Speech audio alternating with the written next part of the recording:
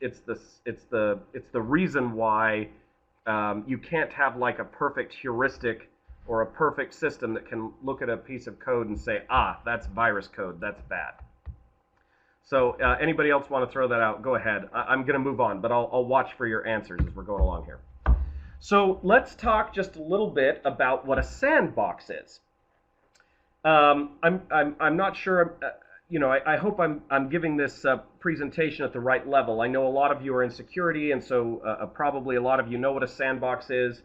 But just to review, a sandbox is if any of you have kids, right? You can put your small kids who are very destructive. I know because I have 5 kids.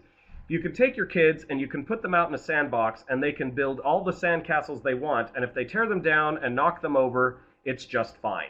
In fact, I wanted to show you a comic from Calvin and Hobbes, but there is a strict no showing them over the internet policy from the creator, so I can't. But there's a really great comic where, in fact, you can Google for it. I think it was one of the first ones they ever did. But if you Google Calvin Hobbes comic or a Sandbox and Godzilla, he basically creates something and then turns himself into Godzilla, goes and wrecks everything, and it gives him a great sense of satisfaction. And the idea behind a sandbox in computer science, computer security is a little bit similar. We want to create an environment where destruction doesn't matter. In practice, we typically have some kind of an interceptor between applications and the operating system. For example, Java has the Java virtual machine that can provide a sandbox. When you're running JavaScript in your browser, the browser is providing a sandbox. These untrusted programs aren't allowed to access the things like file system or network or stuff like that directly. It all has to be mediated. So the way I like to think about what you get from a sandbox are the following 3 things. Policy enforcement, and specifically security policy enforcement. And then what I've started calling sensor translations and command translations.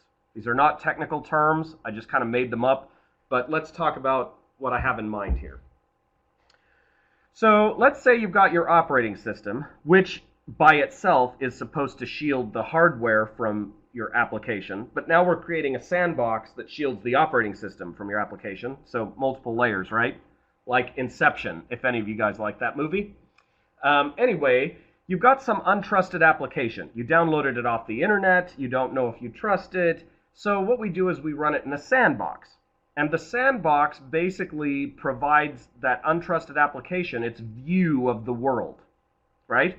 The untrusted application doesn't see the operating system. It doesn't see the file system, the network system. It sees whatever the sandbox shows to it.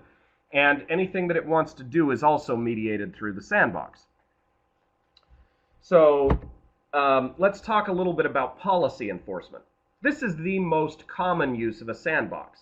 The basic idea is for each incoming request to the operating system, right? Like you guys are familiar with syscalls, like a call to the operating system. Hey, operating system, I'd like you to write a file or read a file or open a socket or whatever.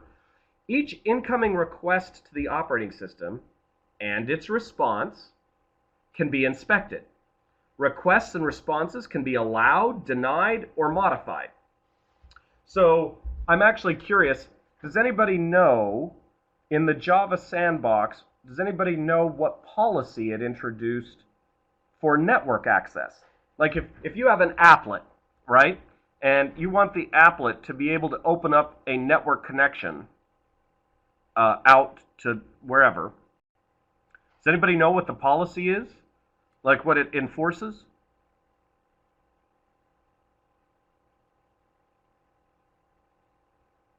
It's actually on the page already. So you can cheat if you see it there. It's on my slide.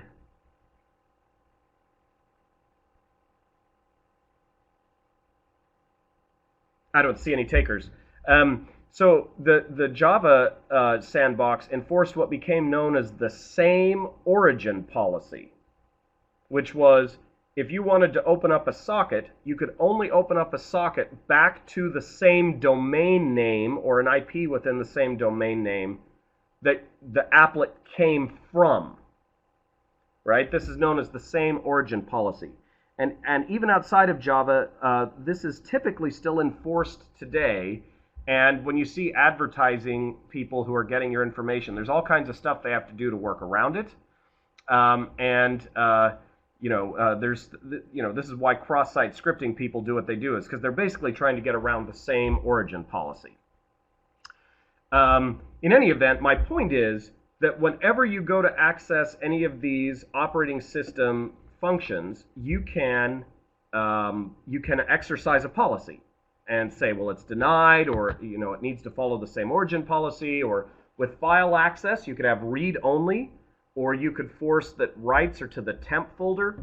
You can even have enforcement on memory allocations. So that's kind of the idea behind policy enforcement. But I also want to talk to you about this thing that I'm calling censor or command translations. Policy is not just about allow or deny, but also rewrite, modify. Any risky call can be rewritten, for example, with a safer version, or a risky call could be rewritten to a safer call with similar semantics. Okay, so basically what you're getting is, with a sandbox, you can have some really lightweight virtualization, meaning that the way the program sees things isn't the way they really are, because you're rewriting these calls. So I like to call this, your censor translation. The sandbox can control what the application sees. For example, it can present a virtual file system. Think about it. How does an application know what files there are? Well, it asks the operating system. Hey, operating system, I want to do a directory listing. And the operating system gives it some stuff back.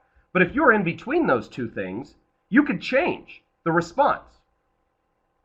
And then you can present a virtual file system that the untrusted program sees. Or you can provide even API replacements for something more secure, which we're going to show in our example today. So here's an example visually of what I'm talking about. You can make it so that the untrusted application sees a virtual file system because of what it's getting from the sandbox. While the sandbox, of course, is actually talking to the operating system and seeing the on-disk file system. So let's talk about the PyPy Sandbox specifically. The PyPy Sandbox is done by creating a special PyPy interpreter. It has to be done at compile time. At compile time, you pass some command line flags to the PyPy interpreter, and you say, I want to make this interpreter I'm building, that I'm compiling, a sandboxed interpreter. And when you do that, the compilation process operates in such a way that what gets produced at the end of it has no direct calls to the operating system. The interpreter, the PyPy interpreter, has no direct calls to the operating system. It also has limits on dynamic libraries, including compiled Python modules, and so basically it's designed for running pure Python code. Okay? So instead, what this PyPy interpreter is set up to do is actually be launched by yet another process that we're going to call the controlling process. So the controlling process launches the PyPy interpreter. When this PyPy interpreter, this sandboxed version, launches, it basically gets a pipe over standard out and standard in back to the controlling process. And so what happens is, as the PyPy interpreter is interpreting the Python script, if there's any type of call that would need to go to the operating system, instead what it does is it's called marshalling or serializing. It basically takes the request, sends it over the pipe to the controlling process. The controlling process then decides what's allowed or modifies it if necessary, and sends the response back to this sandboxed interpreter. So this is kind of a visualization. You've got some untrusted Python script. I listed it as optional because you could also just run the interpreter. If any of you have run Python, right, you can run Python as a shell, right, where you can just type commands at the shell and run them. So you could either do that, or you could have this script, right? So you have an untrusted Python script, and you have this PyPy Sandbox interpreter, and it's launched by the controlling process. The controlling process is what is actually doing the sandboxing, right? The sandbox interpreter, when it gets a command that it shouldn't do on its own, it sends it over the pipe to the controlling process. The controlling process decides if it's allowed. If it's allowed, like for example, let's do a concrete example. Suppose the untrusted Python script tried to open a file. That's an operating system operation, okay? So when that's being interpreted by the sandbox interpreter, it says, oh, I need to access the file system. I can't access the file system. I'm going to create a message of what needs to be done, and I'm going to send it over to the controlling process. Now, when it gets to the controlling process, this is where it can look up policy. Ah, you're trying to open a file. Well, let me see if that's allowed. And in fact, I can even modify stuff so that you see a virtual file that doesn't really even exist in the operating system. I have the controlling process can do whatever it wants. If any of you have ever heard of the philosophical problem of a brain in a box, right? Like this, it goes something like this. How do you know that you aren't a brain that's been detached from your body and hooked up into a box that's giving you false information? Because everything you know about is based on your sensory input, right? Your brain receives signals from your eyes, and then it interprets that as vision. But what if your brain just had signals being sent to it that were just like the signals being sent by the eyes? It can't tell the difference, right? Well, similarly here, the untrusted Python script, it only knows what information it's getting back from these calls, right? And so you can change them however you want, and it affects what the script sees. What's really cool about this is you can create an infinite variety of sandboxes, right? The different controlling processes can create different kinds of sandboxes. The controlling process doesn't even have to be Python. Now, the PyPy project provides a default controlling process it calls PyPy Interact. It can run a Python shell or execute a script. In its version, in the way it handles its sandbox, it basically rejects, denies, outlaws most of the operations coming from the interpreter. Basically converting it into, you can pretty much run scripts that do things that don't need to touch the operating system, right? It disables network operations, it disables tons of stuff. And in fact, as far as the file system goes, it presents a virtual file system that's got like 2 directories at the very top. It's got a bin, a virtual bin directory with PyPy and a few required directories underneath, and a /tmp directory. That's either an in-memory directory, like it doesn't really exist on the file system, or it can map to a real directory on the file system, which you may need for certain things I'm going to talk about. Like this third bullet point here at the very, very bottom of this slide. Note, the interpreter lives in the sandbox, which means the interpreter can't even see your real file system. So if the interpreter is going to execute a script, that script has to live inside the virtual file system. So typically the way you do this is you have your /tmp directory mapped to a real file directory. You put the script you want to run in /tmp, and then you tell the sandbox interpreter to run the script out of /tmp. Not the real directory, because the interpreter doesn't see the real directory. So here's some things I ran from my command line. Take a look at this top black box. You'll see I created a directory I called my sandbox temp. I created a little data file in that directory called datafile.txt, and I put the string in there, this is a test. Then I called PyPy Interact. That's the controlling process. I hope you see that. Please ask questions if that doesn't make sense. PyPy Interact.py is going to be the controlling process. We tell that process, hey, we want you to use this my sandbox temp directory as your virtual temp directory. And then the last argument here is the sandbox interpreter that is the sandbox interpreter we've been talking about. So when this starts up, it starts a shell, just like if you typed Python on your terminal and hit enter, it would start a shell, right? And so here's some of the things that I did to test out my sandbox. I said import OS, okay? OS imported. Then I said os.listdir/. In other words, I said, give me a directory listing of what's up at the very root of the file system. It returned 3 directories. Ignore dev for now. That was something I added in for other reasons.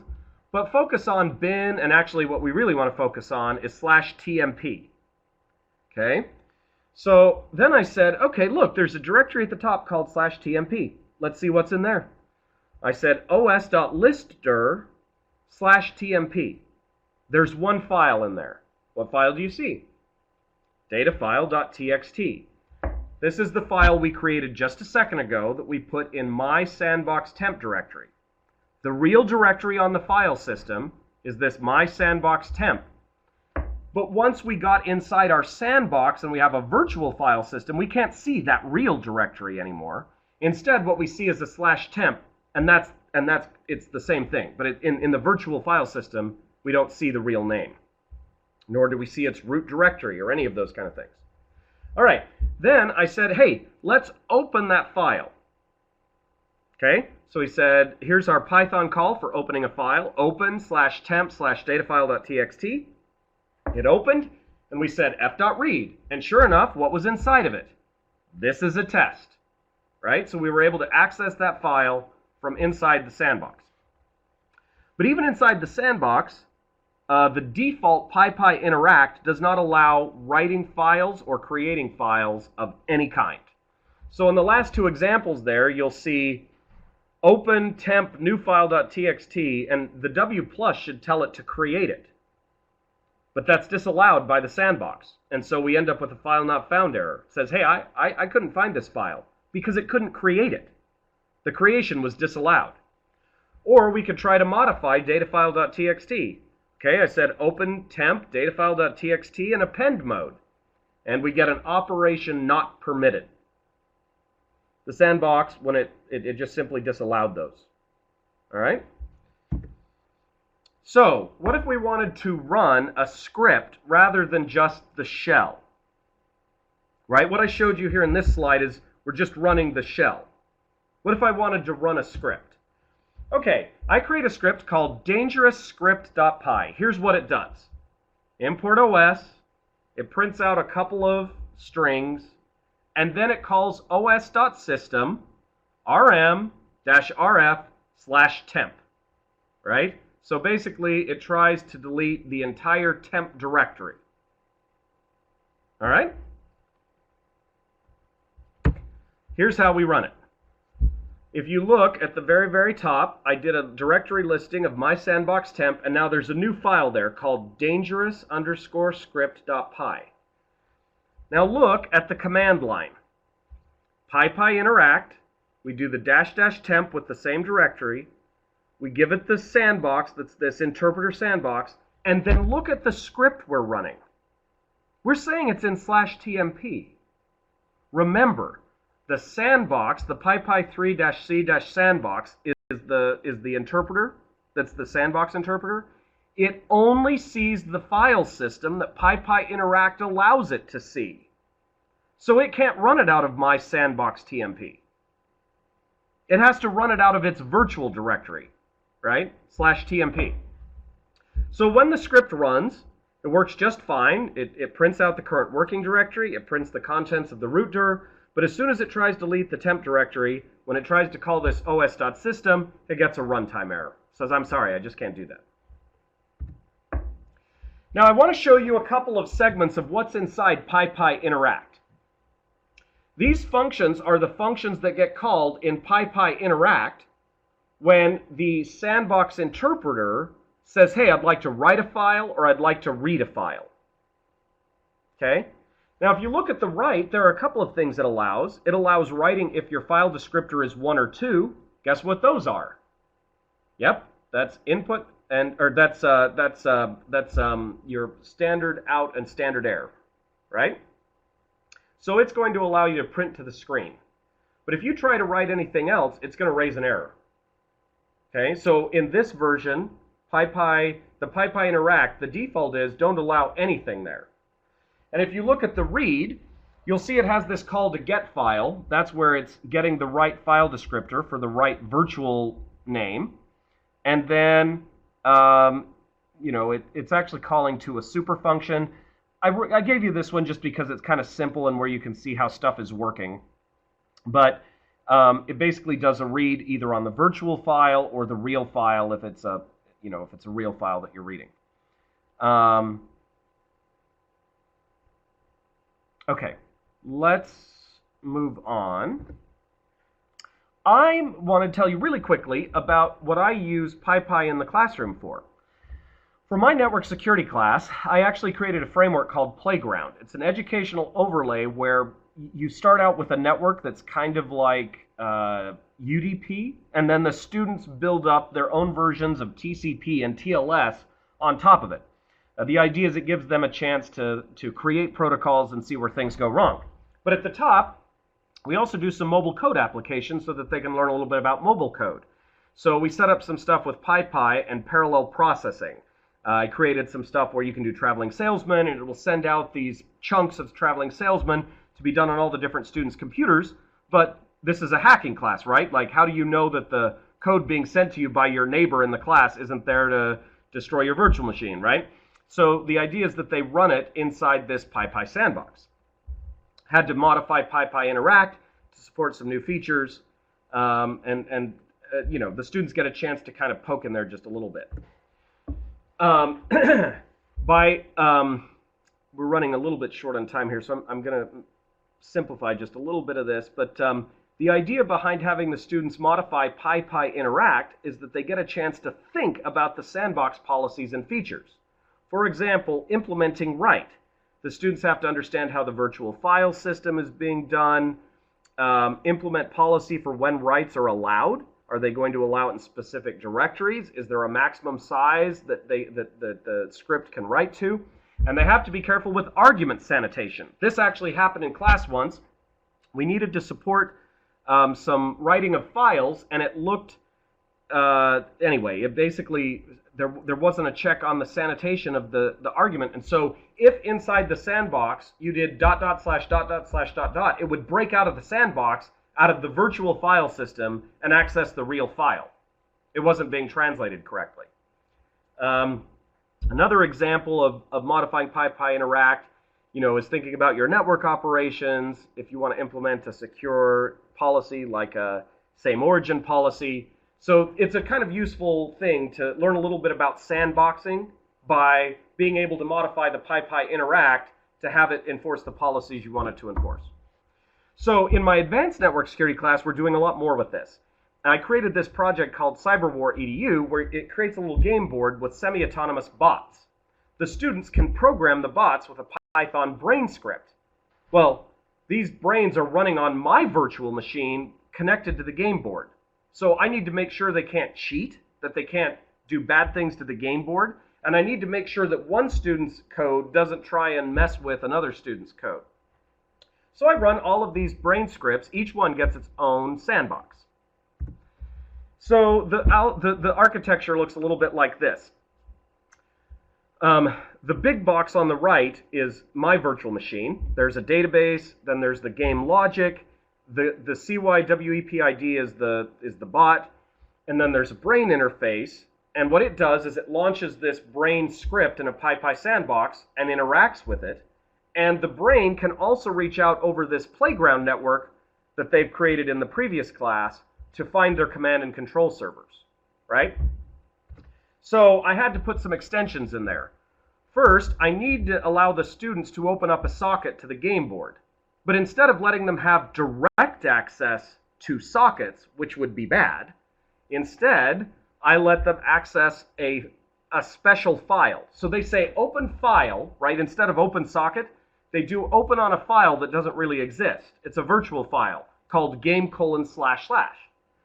When they open that file, what it's doing underneath in the sandbox is creating their dedicated socket out to the game board. And then they can read and write to the file, and that reads and writes over the socket to the game. They also need to be able to connect to their playground network things, and so there's also special virtual files for connecting to the playground, their playground network command and control hosts. All right. I also allow them to write to the temp directory so that they can reprogram their brains. Right? The temp directory is the virtual directory. It's not the real temp directory. Each student has their own /tmp and their own virtual directory, and it has their brain file and some of the other files they're using. And so by being able to write into that temp directory, it allows them to reprogram the brains. And then when it restarts with their new Python. So that's kind of cool.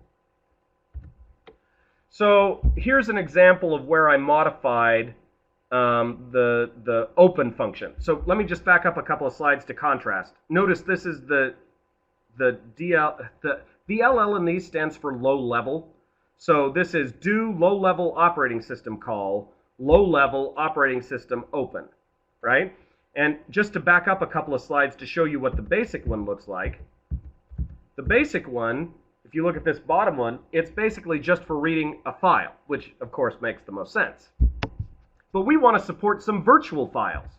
So we've added an if at the very top that says, hey, if the name of the file we're opening starts with game : / then we're going to do our connection out to the game system. We create a socket, and then we return a file descriptor for that socket. Does that make sense? Right? Like we're basically we're setting up this virtual file that actually is giving us connection over a network to the game. Okay, cool. Sheldon, we're supposed to be wrapping up about now, right? Am I running out of? I'm out of time-ish. Did we have till 1:50? Is that right? That's correct, but please feel free to go ahead and just continue your presentation. I'm personally not on the timestamp, on the time schedule, so if you have it, go ahead. Okay, great. I'll finish up as best I can. I don't want to keep people from their other things, though. So this is an example of a script that actually runs inside the PyPy Sandbox for our little game system. And just to summarize quickly what it does, it basically reads data from the game and passes it directly to command and control, and vice versa. So basically, instead of being a semi-autonomous bot, it's actually just a remote control system, right? It kind of gets people started, and then they can program it with autonomous programming. But you'll notice that it opens a game socket by saying open game : / and it opens out to the command and control. Playground addresses aren't exactly like IP addresses, so that's why it's a 20181 address. But it's, so basically when it calls open, which would normally open a file, but it's got these special named files, it knows that what those actually are these underlying sockets, right? And then I'm able to do a read on those file descriptors or a write on those file descriptors and send data in both directions. Okay? The eventual goal, this is kind of a new project this semester. The eventual goal for the lab work is for students to reprogram their bots over the network from their command and control. They also, because this is a network security class, attempt to reprogram other student bots to take them over. What I'd like to figure out is a way that the students could have a little bit of the control of the PyPy interact so that they could actually try and do some checking to see if they thought their brain had been overwritten, which is kind of a cool idea, right? Like, can I see what's coming down from the brain and figure out if that means that somebody else did something bad to it? But anyway, that's just something that we're trying to figure out as we move forward with that. So just a quick review as we wrap up here. PyPy Sandbox provides lightweight Python sandboxing, a modified interpreter that has no syscalls. Dangerous calls are processed by a controlling process that allows you to enforce policies like allow, deny, and modify modify can be used to create a virtual system. Students can experiment extensively. They can gain insight into mobile code execution and why it's so difficult. Like Java, for example, pretty much admits they failed with applets. Or if they're not saying it out loud, everybody knows it. It's really hard to get right. This is kind of a really cool learning environment where students can kind of explore that and figure out how it works and why, and play around with it a little bit. Just a couple of final notes. The PyPy Sandbox is a prototype. It's not ready for production code. I don't recommend using it to protect your web servers. The current PyPy Sandbox is somewhat broken for 2.7 and inoperable for 3.5, so I myself have fixed it, and I had hoped by the time I gave this presentation I would have had all the changes submitted to PyPy. It's not done quite yet. I'm just trying to make sure that it's tested a little bit more thoroughly before I get it submitted. But I've got it working, and it works for the students, and I'll be submitting those changes to PyPy shortly. And I hope to kind of be providing some of the ongoing maintenance for PyPy's Sandbox going forward. So that's the end of my presentation. I just posted in the chat window my email address. Feel free to reach out and contact me if you have any other questions or want to talk about it. Of course, I'm sticking around here, and I have about 30 minutes even past time if people want to ask questions or discuss anything else. That's it.